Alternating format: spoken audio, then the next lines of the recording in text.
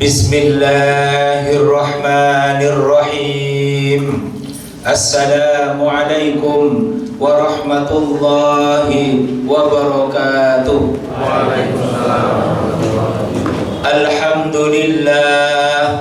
Alhamdulillahilladzi amarna bil ittihad wal i'tisam bihablillahil matin. Nashhadu an la ilaha illallah iyyahu na'budu wa iyyahu nasta'in wa nusalli wa nusallimu ala nabiyyina Muhammadin sallallahu alaihi wasallam al-mab'uutsu rahmatan lil alamin. Allahumma arhamna bil Qur'an waj'alhu lana imaman wa nuran wa hudan wa rahmah. Allahumma dzakkirna minhu ma nasina wa 'allimna minhu ma jahilna warzuqna tilawatahu ana al-laili wa atrafan nahar waj'alhu lana hujjatan ya rabbal alamin.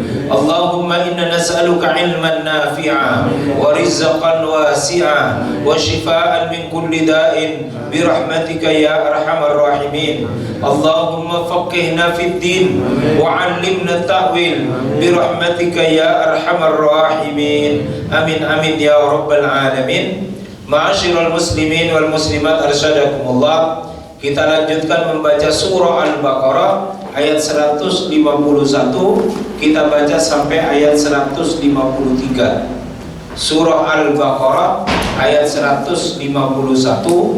Kita baca sampai ayat 153.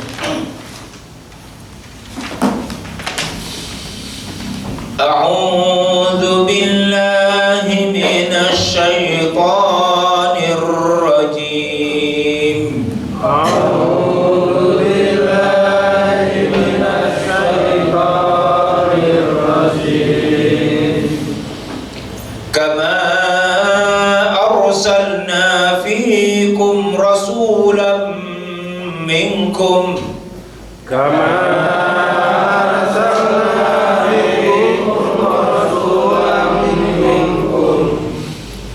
yaslu alaikum ayatina wa yuzakkikum yaslu alaikum ayatina wa yuzakkikum wa yu'allimukumul kitaba wal hikmata wa yu'allimukum ma lam takunu ta'lamun wa yu'allimukumul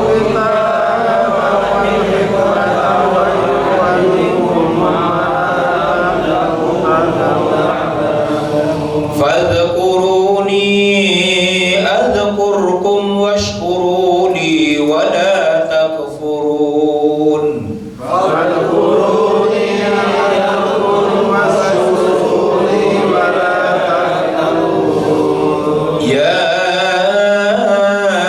ayyuhalladzina amanu ista'inu bis-sabri was-salah. Ya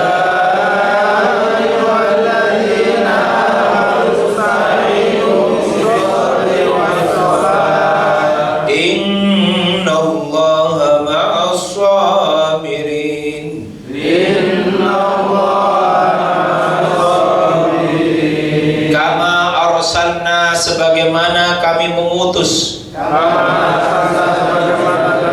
fiikum di tengah-tengah kalian rasulan minkum seorang rasul dari kalian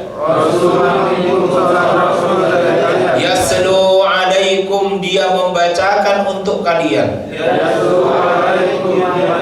ayatina ayat-ayat kami wa yuzakkikum dan mensucikan kalian wa yu'allimukum dan mengajarkan kepada kalian al-kitaba al-kitab wal hikmata dan ilmu hikmah wa yu'allimukum dan mengajarkan kepada kalian ma lam takunu ta'lamun apa-apa yang belum kalian ketahui. Fadhkuruni maka ingatlah kalian kepadaku. Adzkur Adkurkum, niscaya aku mengingat kalian.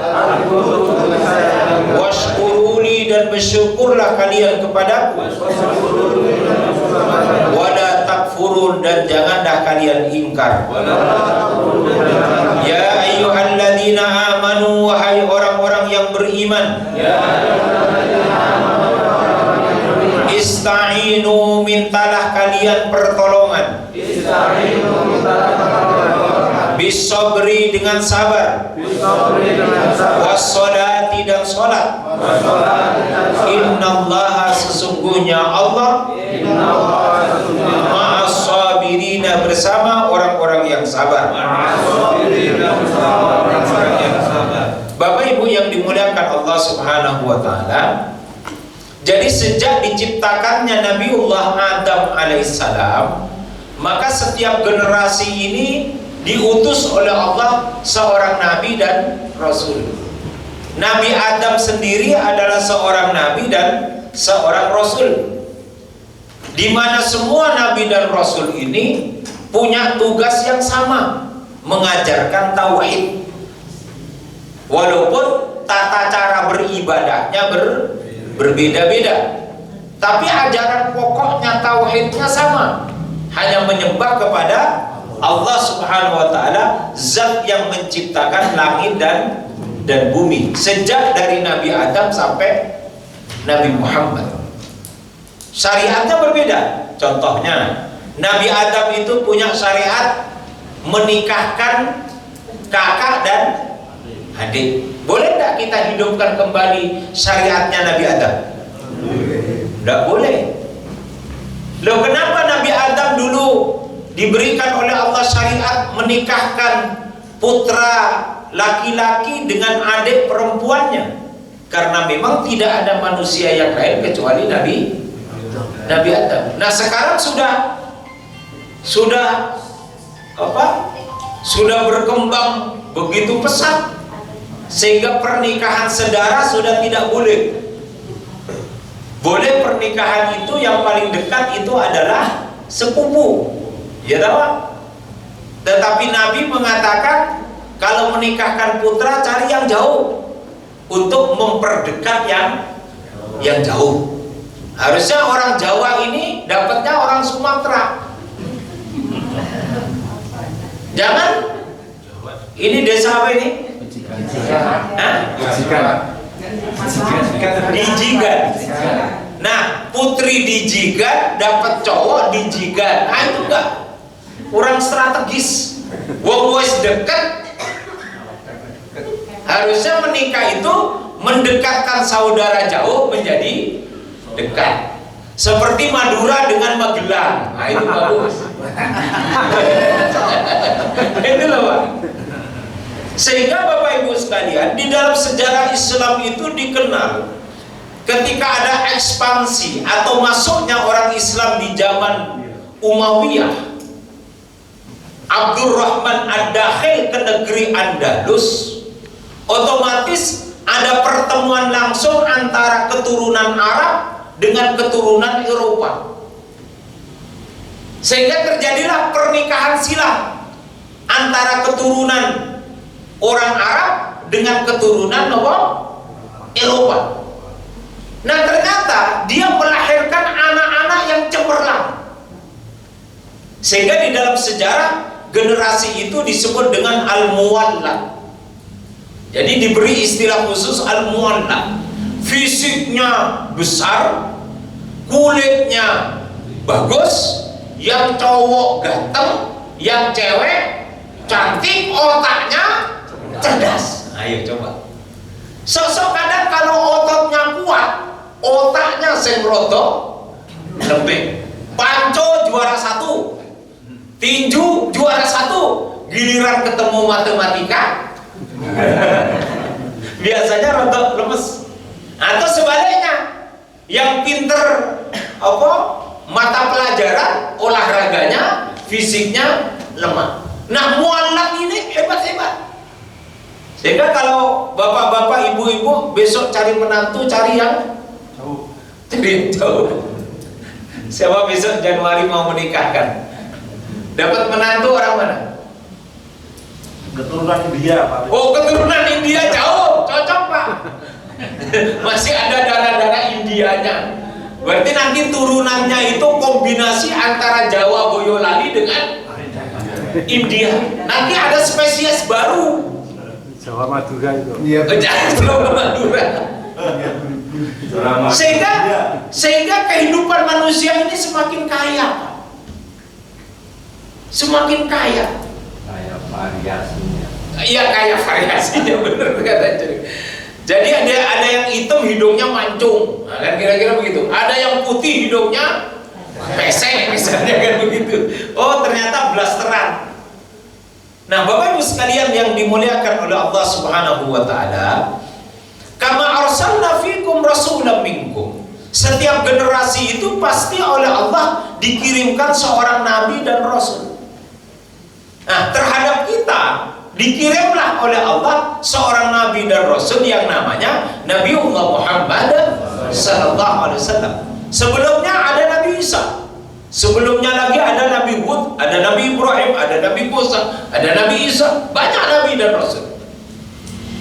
Nah, kita yang lahir di akhir zaman oleh Allah dikirimkan seorang nabi dan rasul yang namanya adalah Nabiullah Muhammad sallallahu alaihi wasallam, khatamun nabiyyin, khatamul mursalin wan nabiyyin, akhir dari semua nabi dan rasul.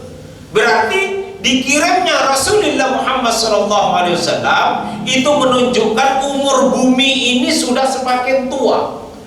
Di dalam istilahnya Rasulullah mengatakan zaman kita ini sudah zaman ba'da sholat asar. Sebentar lagi masuk waktu sholat maghrib. Nek wes maghrib berarti udah selesai. Mungkin subuhnya Nabi Adam, habis asarnya Nabi Muhammad. Berarti tinggal menunggu matahari tenggelam. Nah, kira-kira kapan? Mudah-mudahan kita ini hidup sampai nanti meninggal tidak bertemu dengan kiamatul kubro. Karena sungguh-sungguh menyengsarakan. Coba bayangkan, kalau gunung Merapi saja seperti kapas yang diombang-ambingkan oleh angin, lalu kita yang kecil seperti ini seperti apa? Kalau gunung Merapi yang kalau jenengan ditumpuk, Pak, biar menjadi sebesar gunung berapi butuh berapa ribu, seperti jenengan. Itu jutaan toh. Karena kita kecil, gunung Merapi besar, tapi kiamat kubro itu digambarkan oleh Allah. Bahkan gunung yang sebesar itu pun dia akan terbang seperti kapas. Lalu kita seperti apa? Maka kita akan terbang di antara beterbangannya gunung-gunung yang besar, benda-benda langit yang besar, dan tidak menutup kemungkinan kita akan menabrak antara satu dengan yang. Nah, kalau tabrakan dengan sesama manusia mending. Nah, kalau tabrakannya dengan gunung Merapi, Lembah Marijan aja sembunyi di bunkernya itu, ya toh, kena aliran lahar Merapi, itu nyatanya yang di dalam tetap bukan hanya hangus itu, terus pokoknya tidak karuan. Lalu gimana kalau yaumul kiamatul kubro itu betul-betul terjadi? Maka mudah-mudahan kita ini oleh Allah Subhanahu wa taala tidak usah dipertemukan dengan kiamatul kubro, cukuplah dengan kiamatul sugro, bertemu dengan sakaratul maut saja yang levelnya lebih kecil dan lebih ringan. Tetapi walaupun lebih ringan, enggak ada di antara Bapak Ibu yang pengen dan cepat-cepat bertemu dengan kiamatul sugro.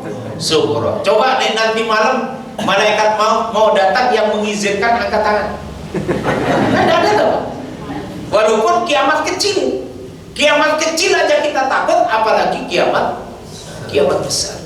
Nah, Bapak Ibu sekalian yang dimuliakan Allah Subhanahu wa taala, maka para nabi dan rasul yang diutus di tengah-tengah kita, tugasnya yang pertama adalah yaslu alaikum ayatina. membacakan kepada umatnya, kita semuanya, ayatina, ayat-ayat miliknya Allah Subhanahu wa ta'ala. Maka ayat-ayat itu sepanjang para ulama tafsir menjelaskan, itu setidaknya ada dua. Ayat-ayat yang tertulis di dalam Al-Quranul Karim, atau ayat-ayat yang tidak tertulis, yang terhampar di alam semesta, termasuk di dalam diri kita sendiri. Nah, diri kita sendiri ini termasuk alam semesta. Ada yang menyatakan namanya mikrokosmis. Lalu yang besar-besar di langit itu namanya makrokosmos. Wallahu a'lam bishawab. Nah, itu yang dibacakan kepada kita oleh Rasulullah Muhammad sallallahu alaihi wasallam. Kita diberi pemahaman. Maka Imam Al-Ghazali di dalam kitab Ihya Ulumuddin jilid 2 tidak heran kalau beliau menyatakan, man arafa nafsahu faqad arafa rabbah. Siapa orang yang berhasil mengenali hakikat dirinya sendiri, maka sungguh dia akan dihantarkan untuk mengetahui Allah Subhanahu wa ta'ala. Sehingga tidak semua orang kita ini ngerti diri kita sendiri.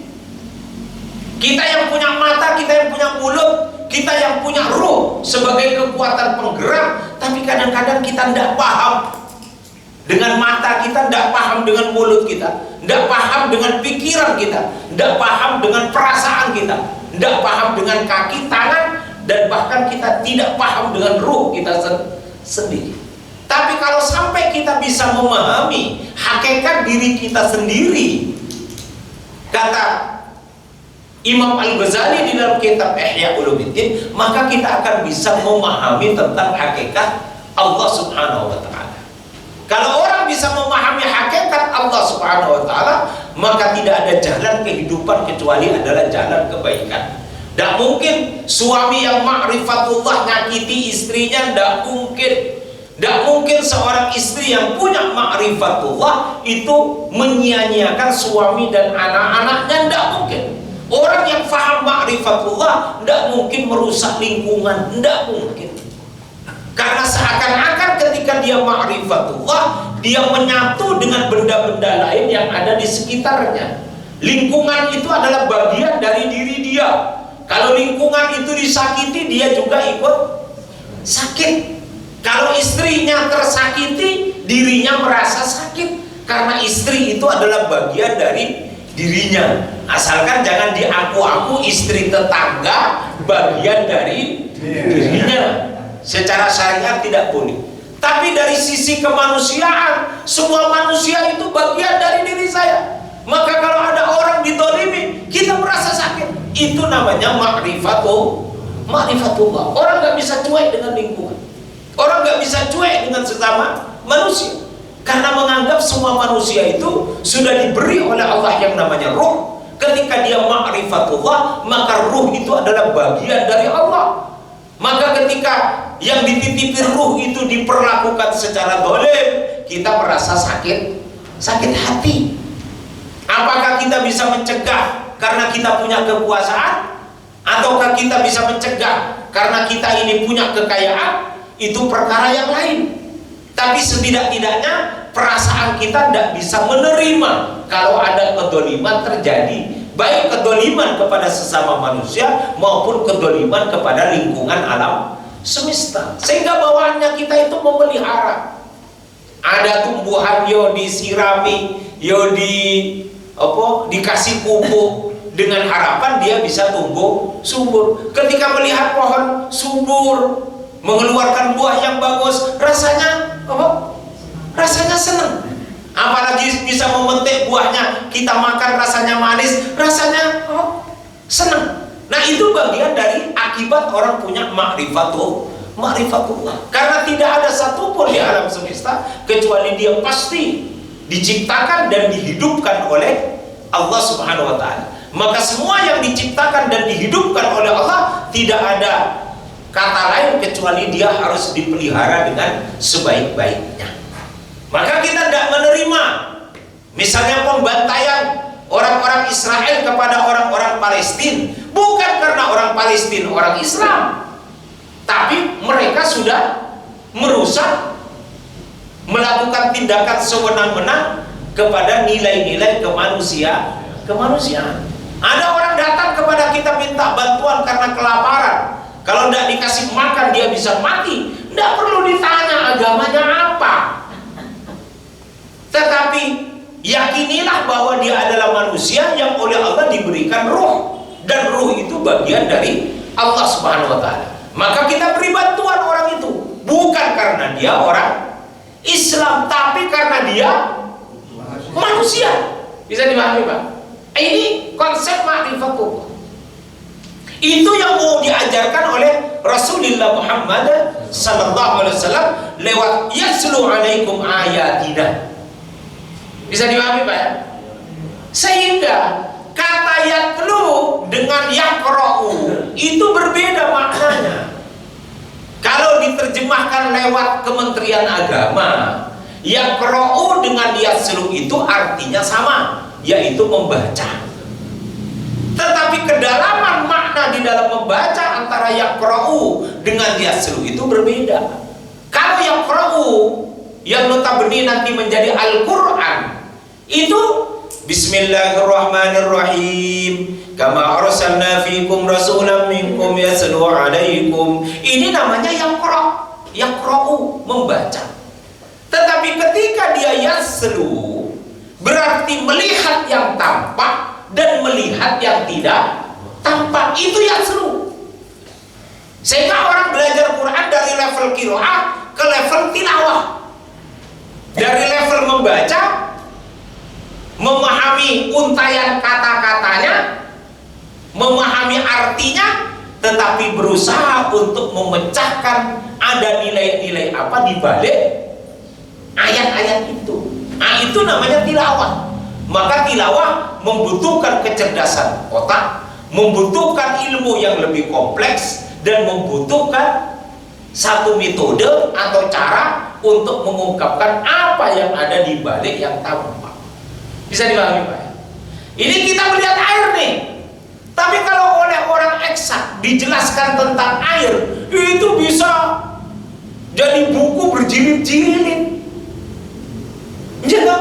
Tapi kalau kita air, ya yuk air. Air fungsinya untuk diminum. Orang haus minum air. Saya kasih contoh. Jadi airnya untuk diminum. Tetapi bagi orang yang yatslu tilawah, dia akan mengkaji apa yang ada di dalam kandungan air, apa hubungannya air dengan badan kita, lalu apa hubungan air dengan alam semesta. Nah, itu namanya yatslu, namanya tilawah. Sehingga Quran itu membutuhkan orang-orang tidak hanya sekedar qiraah, tetapi juga tilawah. Itulah kritik tajam kepada pondok-pondok yang menyelenggarakan tahfizul Quran. Santrinya hafal Quran, memahami terjemahnya, tapi tidak paham tafsirnya. Karena dia baru sampai pada level menghafalnya. Sehingga ketika lulus dari SMA, dia melanjutkan hafalan Qurannya. Akhirnya apa yang terjadi? Tidak ada reproduksi ilmu Islam. Karena para hafid Quran lebih sibuk untuk menghafalkan Quran, menerjemahkan Al-Quran, tapi tidak menjadikan Al-Quran sebagai objek penelitian. Sehingga muncul pemikir seperti Al-Farabi, Ibnu Rushd, tidak muncul Averroes, Ibnu Sina, Al-Khawarizmi, tidak muncul. Karena hari ini Quran untuk objek hafalan. Oh, itu udah bagus. Tapi akan lebih bagus lagi kalau Quran diteliti, pakai ilmu sosiologi, nanti menemukan teori-teori sosiologi di dalam Al-Quran. Pakai ilmu eksak, pakai ilmu nopo, ya terserah di perguruan tinggi. Sehingga para penghafal Al-Quran yang belajar ilmu kedokteran itu nanti akan ketemu Quran dengan ilmu kedokteran. Sehingga ketemulah namanya kedokteran Islam. Bisa dipahami, Pak ya? Nah, itu namanya yatslu. Kenapa Allah tidak memilih yaqra'u alaikum, tetapi yaslu? Karena kita diperintah tidak hanya membaca, tetapi juga meneliti yang ada di dalam Al-Quranul Karim dan yang terhampar di alam semesta. Ada interaksi orang dengan orang, melahirkan ilmu sosiologi. Ada orang membaca tentang asal usul, nanti ketemu antropologi. Ada orang belajar tentang tanah, ilmu noponiku, ilmu tentang tanah. Ada orang belajar tentang air, nanti ketemu tentang ilmu tentang air. Ada orang belajar tentang ikan, nanti ketemu perikanan. Ada orang belajar tentang tanaman, nanti jadi ilmu pertanian dan perkebunan. Nah, kan begitu toh? Apa lagi? Ada orang belajar tentang struktur tubuh manusia, anatomi, jadi ilmu apa? Nah, itu semuanya yaslu. Itu semua ilmu Quran. Hanya saja orang yang belajar itu tidak menyadari itu dari Quran. Bisa dipahami Pak? Sehingga orang ketika belajar tentang air, orang belajar tentang tanah, seakan-akan dia tidak belajar ilmu Al-Quran. Karena yang mempelajarinya itu tidak paham Quran. Maka sekarang metodenya dirubah. Tetap perguruan tinggi seperti apa adanya yang sekarang, tetapi orang-orang yang belajar di perguruan tinggi, dia berusaha untuk membaca, menghafalkan dan memahami makna tafsir Al-Quran. Sehingga dia akan menulis konsep atau struktur tanah berdasarkan Al-Quran. Keren itu Pak. Wallahu a'lam bishawab. Saya tidak ngerti ilmunya seperti apa itu, tetapi ini mudah-mudahan bisa menjadi renungan kita bersama. Wa yuzakkikum, ini yang membedakan. Kalau dunia barat belajar ilmu sains to sains, belajar ilmu dalam rangka untuk melahirkan ilmu, maka kadang-kadang karena orang sedang belajar ilmu untuk melahirkan ilmu, mereka tidak peduli dengan etika, dengan akhlak. Eksperimen di dunia kedokteran, kalau eksperimen resmi nanti akan terikat dengan sistem perundang-undangan dan etika agama. Maka lalu ada pasar gelap, namanya human trafficking, jual beli manusia, dalam rangka untuk eksperimentasi ilmu pengetahuan. Dia tidak punya KTP, tidak punya alamat tempat tinggal, nggak jelas siapa orang tuanya, tinggal dibeli di pasar di pasar gelap, lalu dijadikan objek penelitian atau diculik dalam rangka untuk melahirkan ilmu pengetahuan. Nah, seharusnya ini tidak bisa dilakukan, tidak benar. Tetapi kenapa itu terjadi? Karena di dalam orang melahirkan ilmu pengetahuan, dia tidak diperkenalkan dengan yuzakikum. Mereka merasa bebas nilai, tidak terikat oleh ikatan apapun. Kan begitu Pak kelahiran ilmu pengetahuan di dunia barat. Ketika ada muncul Renaissance ya itu dengar. Renaissance. Lalu muncul Aufklärung, di mana para saintis itu merasa agama menjadi penghambat perkembangan ilmu pengetahuan. Lalu mereka berontak kepada agama, yang notabene gereja waktu itu, sehingga kemudian agama diletakkan pada urusan gereja, urusan kematian, urusan ibadah, urusan negara, urusan ilmu pengetahuan tidak boleh disentuh oleh agama. Nah, dari sinilah lalu kemudian dunia ilmu pengetahuan kadang-kadang menggunakan cara-cara itu yang berseberangan dengan etika dan akhlak agama, yang disebut dengan bebas nilai. Tapi konsep Islam tidak, yuzakikum. Mau orang belajar ilmu apapun, dia harus disucikan hatinya, disucikan fisiknya, disucikan hatinya, harus bersih. Orang berdagang bersih fisiknya, bersih juga batinnya. Itu namanya yuzakikum, disucikan. Disucikan itu artinya dibersihkan, biar bersih, tulus, tidak gampang menipu. Bisa dipahami Pak? Wa yu'allimu yu'allimukumul kitab, dan mengajarkan kepada kalian Al-Quran. Jadi untuk memahami alam semesta, untuk memahami bagaimana mensucikan tata kehidupan kita, maka sumbernya adalah Alkitab, yaitu Al-Quranul Karim. Jadi pedagang harus suci, jadi polisi harus suci, jadi aparatur negara harus suci, ngurus MBG harus suci. Yuzakikum.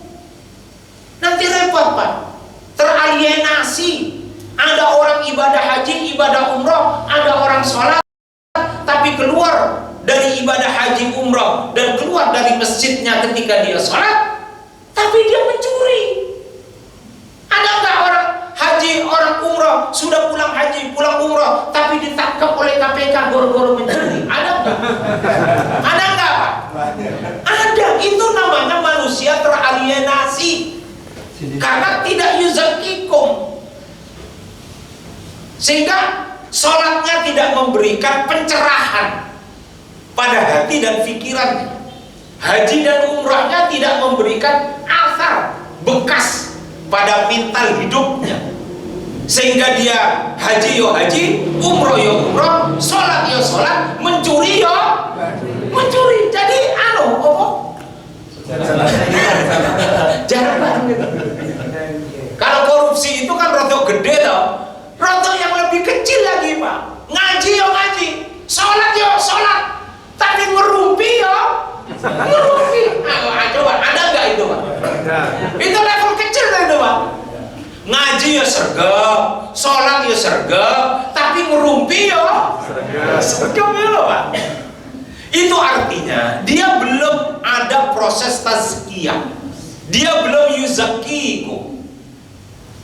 Karena dia sudah haji, sudah umrah, sudah sholat, tapi ketika cari rezeki, cari yang haram. Maka nanti dia dapat wa ma min khalaq, tapi dia tidak mendapatkan tetesan kebahagiaan surga. Harta yang dia peroleh dengan cara yang tidak benar itu menjadi sebab justru hidupnya semakin susah. Dia bayangkan semakin kaya semakin bahagia, tapi ada orang semakin kaya hidupnya semakin susah. Ada nggak itu Pak? Semakin laris propertinya, keluarganya semakin amburadul, anaknya semakin tidak terurus. Maka harus berhati-hati. Itu jebakan dunia. Karena tidak ada proses yuzakikum. Kerja ya kerja, cari uang ya cari uang, cari rezeki ya cari rezeki, tapi batasannya sing halal. Cari uang ya cari uang, cari rezeki ya cari rezeki, tetapi urusan istri anak tidak boleh terlantar. Yo piye carane? Ini namanya saja yuzakikum. Kalau teman saya enak lagi kerja di perusahaan minyak Timur Tengah, gajinya per hari 600 US dollar. Nah terus gimana jenengan kerja sampai 3 bulan 6 bulan saja? Ya tenang Ustaz, istri saya kendalikan dari jarak jauh. Lebih caranya? Ya pokoknya semua duit saya tak suruh pegang sama istri saya. Pasti tidak iso macam-macam Pak Ustaz. Dan di rumah sudah saya kasih CCTV yang 24 jam bisa saya cek. Lah kalau istri saya sudah tak kasih belonjo, duitku wis tak serahkan semua sama istri saya. Terus rumah wis tak kasihkan mewah. Ya toh? CCTV udah tak pasang. Opo yo macam-macam istri saya sama saya. Ya enggak Pak Ustaz. Pokoknya istri saya harus manut sama saya. Katanya. Wis tak anu Pak, tak biayai hidupnya kata Bapak tadi. Tapi saya bilang, yo ndak iso Thomas. Ya ndak iso, namanya uang itu tidak bisa menggantikan kehangatan suami. Ndak iso, tesis jenengan itu rak bener kata saya. Kerja yang kerja cari duit, tapi istri jenengan itu yang minta dipeluk. Apa yang bisa duitnya dikumpulkan lalu dipeluk menggantikan suami? Ora iso kata. Ya tapi anu Pak Ustaz, istri saya selama ini tenang-tenang saja Pak. Iya belum ada cowok ganteng mendekati kata saya. Bapak Ibu sekalian yang dimulai. Jadi itu namanya yuzakikum. Jadi antara mencari dunia dengan keselamatan dunia akhirat itu dijaga. Karena kita orang beriman itu diajarkan oleh Quran, surga itu tidak setelah mati. Tetapi kenikmatan surga itu sudah mulai tetesannya diteteskan oleh Allah sejak kita hidup di dunia ini. Lalu gimana Allah menggambarkan tentang surga? Kan banyak tuh. Jenengan kan bisa menggambarkan sendiri tentang surga. Pak, jenengan bisa berbahagia di dunia karena satu. Biar jenengan bahagia di dunia satu. Apa Pak? Uang banyak. Uang banyak. Yo cek kerja cari rezeki. Anak manut. Anak manut. Yo buat anak sing manut. Jangan buat anak yang ndak manut. Istri sing nurut. Loh, jangan dulu buat anak yang manut. Yo istri sik to yo. Masa urung istri wis langsung anak sing manut. Tahu manut dari istri nurut, anak manut. Lah istri dulu. Jangan anak dulu. Yo cari istri. Gimana caranya? Dilahirkan dari istri saya ini nanti anak-anak yang manut. Maka keliru mencari istri, keliru nanti buat anaknya. Kan begitu dong Pak? Sehingga melahirkan anak yang manut itu sudah dimulai sejak kita mencari istri. Sehingga kalau mencari istri, bayangkan, nek sesok saya punya anak 7, kira-kira calon istri saya ini kira-kira istri saya ini orangnya penyabar enggak? Dia mau telaten enggak ngajari anak saya disiplin sholat? Mau ngajari enggak anak saya disiplin membaca Al-Quran? Wes ngerti calon istrinya memang cantik jelita, tapi orangnya tulalit. Lah kok ya tetap dinikahi? Tulalit itu maksudnya enggak mau dengar nasihat Pak. Maunya jalan sendiri. Istri jenengan begitu Pak? Oh enggak ada. Kalau sampai seperti itu sekolahkan istri jenengan. Kalau disekolahkan enggak bisa-bisa yo. Saya enggak bilang loh, bapak-bapak itu. Tambah. Maka tolong yuzakikum je, cari rezeki. Batasannya cari sekarang. Sibuk ya sibuk, tapi urusan istri anak ya tetap mereka butuh kasih sayang. Jangan sampai berhasil urusan rezeki tetapi gagal urusan keluarga. Na'udzubillahi min. Karena surga itu kan komplit. Surga itu yo ada istri yang soleha, ada anak yang soleh-soleha, rumah yang besar, tumbuhan-tumbuhan yo bagus, buah-buahnya bisa dinikmati, rezekinya yo ndak berhenti-berhenti, pertemanannya yo bagus, yo semuanya diseimbangkan. Ya memang ada tuntutan cari rezeki, tapi kan istri anak juga butuh. Jangan seperti orang tempat saya, suaminya ke Malaysia 6 bulan, 7 bulan, bahkan 1 tahun setengah. Tetapi istrinya dikirim uang tiap bulan itu 15 juta, 25 juta. Oh, istrinya kaya raya di rumah Pak.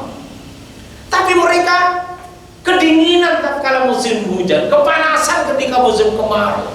Ketika dingin butuh penghangat, ketika panas butuh penyejuk. Akhirnya apa yang terjadi? Uang kiriman suaminya dipakai untuk traktir suami tetangga.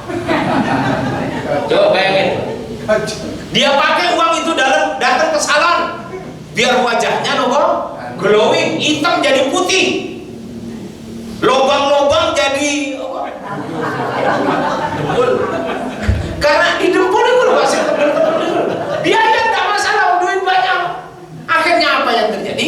Dia pakailah uang suaminya untuk selingkuh dengan laki-laki lain. Lah itu salahnya siapa? Ya seharusnya dua-duanya saling introspeksi. Suaminya kerja cari duit, ya cari duit, tapi istrinya juga butuh kasih sayang.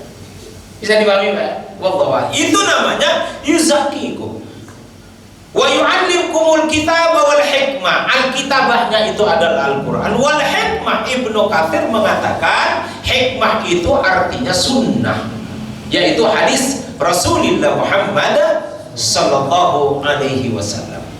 Tetapi ada juga yang mengatakan al-hikmah itu adalah al-failasuf, ilmu filsafat, ilmu pokok, ilmu dasar, ilmu basic. Karena dasar dari semua ini adalah, ada yang mengatakan ilmu hikmah itu adalah ilmu filsafat, ilmu dasar. Kalau jenengan berjalan, lalu ditanya kenapa jenengan berjalan? Nah itu pertanyaan filsafat. Nah, oleh karena itu Bapak Ibu sekalian, kalau kita pahami lebih luas, berarti ilmu hikmah itu selain Al-Quran dan As-Sunnah, itu ilmu hikmah. Bisa dipahami Pak ya?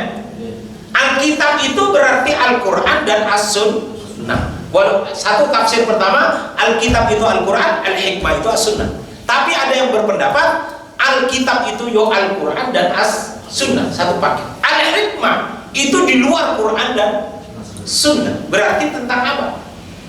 Hubungan bermasyarakat, tentang lingkungan, tentang tumbuhan, tentang air, tentang udara, tentang tanah.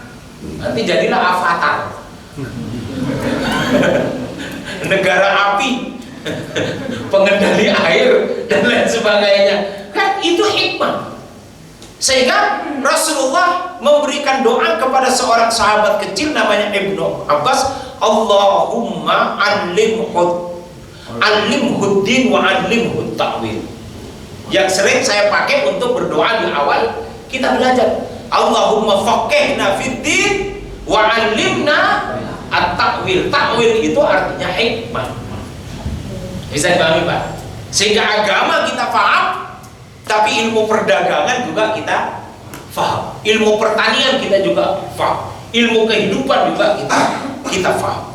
Wa yu'allimukum ma lam takunu ta'lamun. Bahkan para nabi dan rasul itu mengajarkan kita sesuatu yang sebelumnya kita tidak mengetahui. Mereka mencari rezeki, datang kepada Lata, Hubal, Uzza, berhala. Lalu diajarkan oleh Rasulullah bahwa la razzaqa illallah. Tidak ada yang ngasih rezeki kecuali Allah Subhanahu wa taala.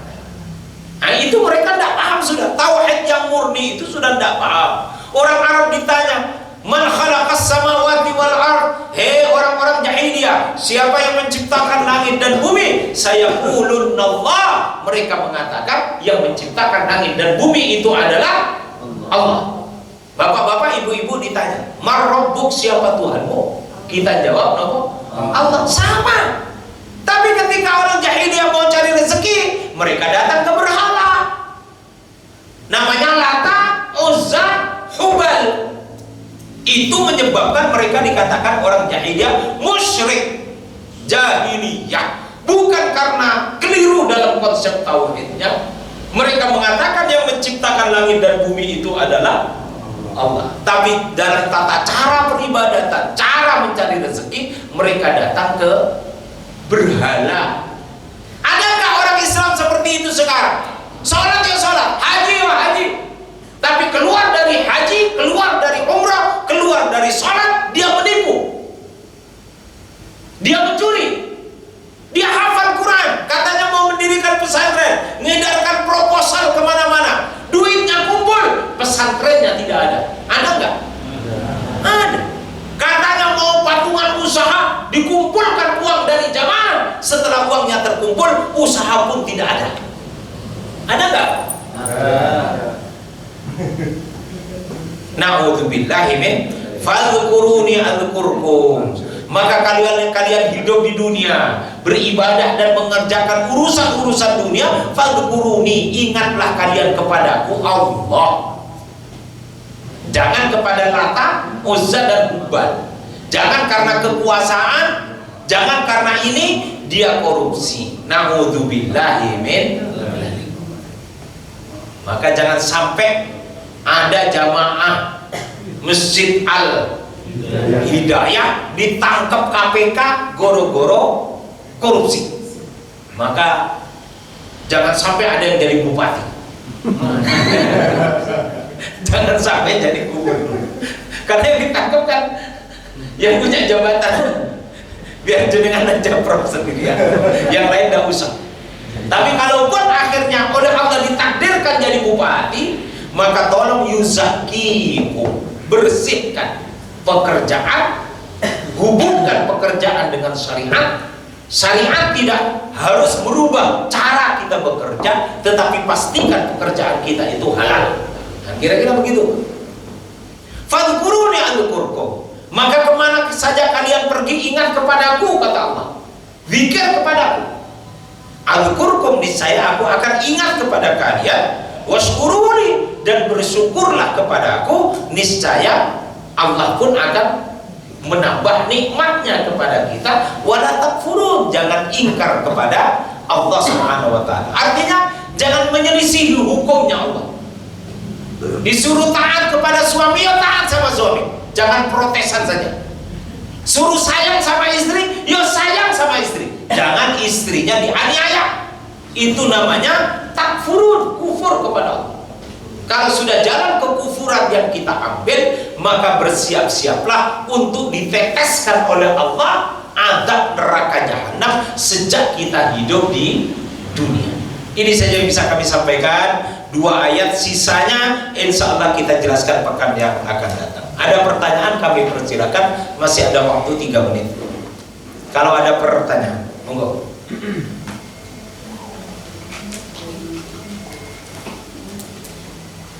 Nah, Bapak Ibu sekalian, kalau tidak ada pertanyaan, Rasulullah SAW bersabda, "Man an'amallahu alaihi nikmatan," kalau Allah sudah memberikan nikmat kepada seseorang, fa innallaha yuhibbu, maka sesungguhnya Allah mencintai ayuri athara nikmatihi ala khalqi, untuk menampakkan bekas dari nikmat Allah itu kepada orang lain. Tampakkan. Kalau Allah memberikan kepada kita kebahagiaan, tampakkan bahwa kita diberikan oleh Allah Subhanahu wa taala kenikmatan hidup dan bentuknya adalah kebahagiaan. Jadi kalau bapak-bapak mesra dengan istri, tampakkan Pak, jalan mesra. Jangan suaminya di sana, istrinya di sana. Kalau boncengan motor jauh-jauh, pegangannya ke belakang. Ya jangan. Tampakkan mesra pegangan. Biar yang gak punya istri itu kebelet pegangan. Gimana loh Pak? Karena suruh ditampakkan, ayuri, tampakkan.